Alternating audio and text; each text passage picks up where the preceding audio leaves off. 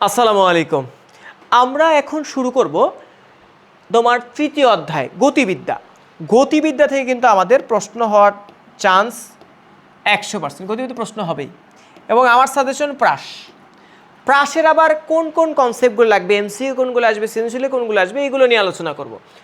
দেখো, ভূমি হতে নির্দিষ্ট করে নিক্ষিপ্ত প্রাস, ভূমি হতে অর্থাৎ কোনো একটা বস্তুকে ভূমি থেকে নিক্ষেপ করা হয়েছে, এই টাইপের জিনিসগুলো। গতে যে জিনিসটা আসতে পারে সেটা হলো যে কোনো সময়ে তোমার বেগ নির্ণয়, এক্স অক্ষর উপাংশ ওয়াই অক্ষর উপাংশকে কাজে লাগিয়ে আমরা লব্ধি বেগটা বের করে নিব।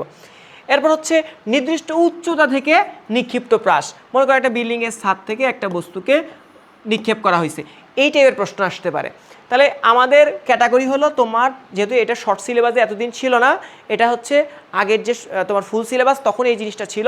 তো তোমরা বিগত বছরের প্রশ্নকে অ্যানালাইসিস করলেই পারবা। তবে আমাকে যদি বলো যে ভাই এবছর আপনি সাজেশন দেন যে মোটামুটি কোথা থেকে প্রশ্ন আসবে, আমি বলছি ভূমি হতে নির্দিষ্ট করে নিক্ষিপ্ত প্রাস, এখান থেকে প্রশ্ন হবে।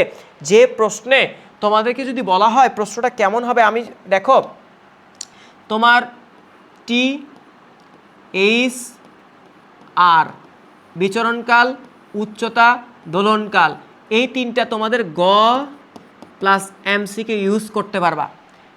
এবং ওই যে বললাম 2 সেকেন্ডে বেগ নির্ণয়, এইটা গ নাম্বারে। তাহলে এই দুটো টাইপের প্রশ্ন গতে সলভ করব। আর ঘর ক্ষেত্রে দেয়াল টপকাতে পারবে কিনা, পাখি শিকার করতে পারবে কিনা, গোল হবে কিনা, ঠিক আছে, শিকারী হরিণকে শিকার করতে পারবে কিনা, তারপরে তোমার গর্তে বল গিয়ে পৌঁছবে কিনা, পড়বে কিনা, এই জিনিসগুলোর কনসেপ্টগুলো তোমাদেরকে ভালো করে পড়তে হবে। এখান থেকে এই তিনটা সূত্র থেকে হয়তো যে কোনো সূত্র সরাসরি তোমার এমসিকিউ একটা আসতে পারে, সরাসরি এমসিকিউ আসতে পারে, একদম প্যাচ ছাড়া। আর তোমরা ঘয়ের জন্য একটা সিরিয়াস বলে দিচ্ছি, y equal tan theta naught into x minus g x square divided 2 v naught square cos square theta বা থিটা নট, এই সূত্রটা ঘতে প্রয়োগ আসবে, এইটা ঘতে প্রয়োগ আসবে। এই সূত্র প্রয়োগ যে কোনো ম্যাথ সলভ তোমরা ভালো মতো দেখে যাবে, এটা আমার অনুরোধ। আমার এখানে দুটো টাইপের তোমাদের প্রশ্ন, তিনটা টাইপের প্রশ্ন দিছি। যে প্রথম টাইপের প্রশ্ন তোমরা জাস্ট এসএসসি লেভেলের দেখে যাবা, এটা আমার সাজেশন না, এমসিকিউ আসতে পারে।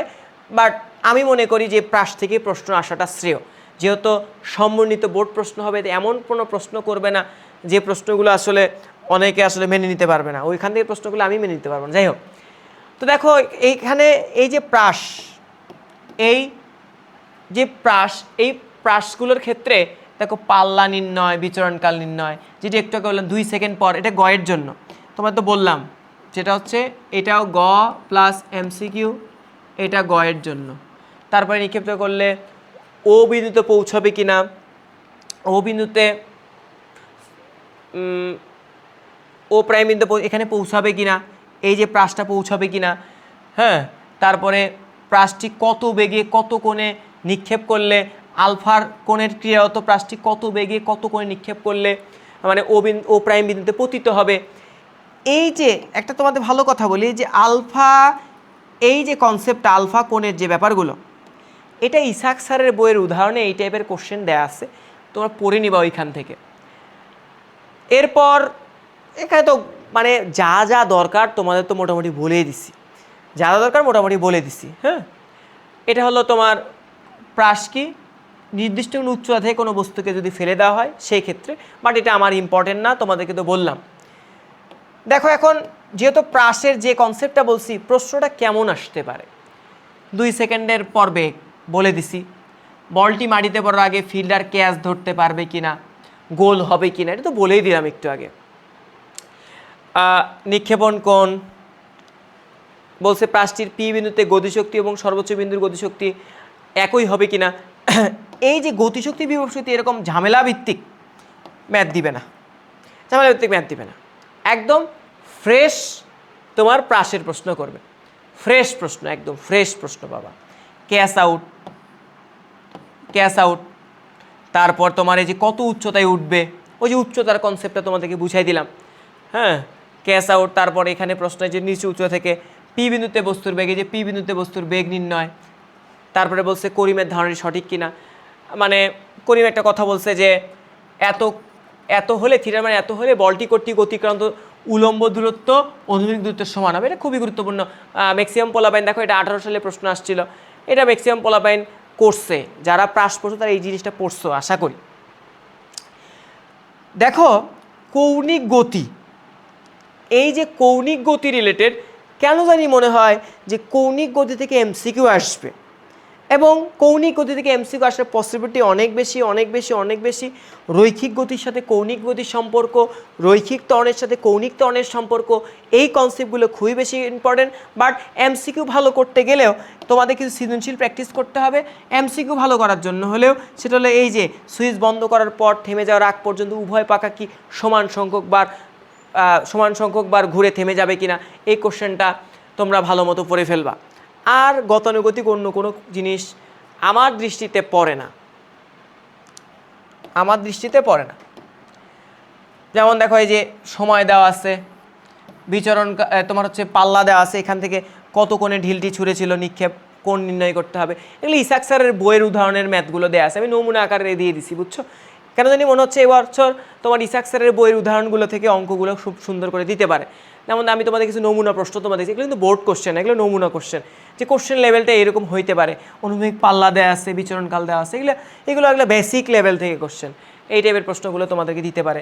দেখছো নমুনা প্রশ্ন আমি কিছু দিয়েছি, এগুলো বিভিন্ন টেস্টে বিভিন্ন কলেজে, বাংলাদেশের অনেক ভালো ভালো কলেজ যে কোশ্চেনগুলো যারা খুব ভালো লেভেলের কোশ্চেন করে সেই টাইপের জিনিসগুলো থেকে সংগ্রহ করছি। দেখো যে যুদ্ধ বিমানের কিছু অঙ্ক আছে, যে খাবার পৌঁছাবে কিনা শিবে, যখন বন্যা দুর্গতর যে ব্যাপারগুলো, সে যে খাবার শিবিরে পৌঁছাবে কিনা, এই জিনিসগুলো ভালো মতো পড়ে নিবা। এই এতটুকুই মোটামুটি। তুমি যদি যে কোশ্চেনগুলো দিছি, আমার এখানে সব কোশ্চেন তোমার প্র্যাকটিস করার দরকার নেই। আমি যে কনসেপ্টগুলো পড়ছি এই কনসেপ্টটা আলোকে তুমি যে কোশ্চেনগুলো প্র্যাকটিস করলে স্যাটিসফাইড হবা, জাস্ট ওই কোশ্চেনগুলো প্র্যাকটিস করে যাও, জাস্ট ওই কোশ্চেনটা প্র্যাকটিস করে যাবা, ঠিক আছে? এই যে ঢাকা বোর্ড 15 সালে দেখো, তোমরা একটু এই তৃতীয় অধ্যায়ের জন্য বুঝছো, বিগত বছরের 15 সাল 16 সাল 17 সাল 18 সাল 19 সাল এইটাই ক্যাটাগরির প্রশ্ন দেখলেই মোটামুটি বুঝতে পারবা কেমন প্রশ্ন আসতে পারে। হ্যাঁ, এটা নিয়ে আসলে এত অনেক কোশ্চেন দিয়ে দিছি তোমাদের জাস্ট চোখ বোলানোর জন্য, তোমাদেরকে দিয়েছি সলভ করার জন্য না। তোমাদের দিয়েছি এটা কোশ্চেন, উদ্দীপকটা পড়ো, উদ্দীপকটা বোঝো, কিসের মান দেয়া আছে সেগুলো আইডেন্টিফাই করো, দেন কোশ্চেনটা কী চাইছে, কোন সূত্রটা আমাকে প্রয়োগ করতে হবে এটা জাস্টিফাই করো, তুমি পারতেছো কিনা। তোমার কিন্তু কাজ এখন এগুলো, তোমার কাজ এখন সৃজনশীল প্র্যাকটিস করা না, তোমার কাজ হলো সৃজনশীল জাস্টিফাই করা, আমি এই সৃজনশীলটা ধরতে পারবো কিনা, ঠিক আছে? আচ্ছা, এই ছিল তৃতীয় অধ্যায়ের আজকের আলোচনা। তোমরা যদি আমার এই কথাগুলো বুঝে থাকো, যদি সুন্দর মতো প্র্যাকটিস করে, ইনশাল্লাহ তোমরা অবশ্যই তৃতীয় অধ্যায় থেকে একটা সৃজনশীল মাস্ট কমন পাবা। আল্লাহ হাফেজ। কয় মিনিট হয়েছে এটা? এই তো।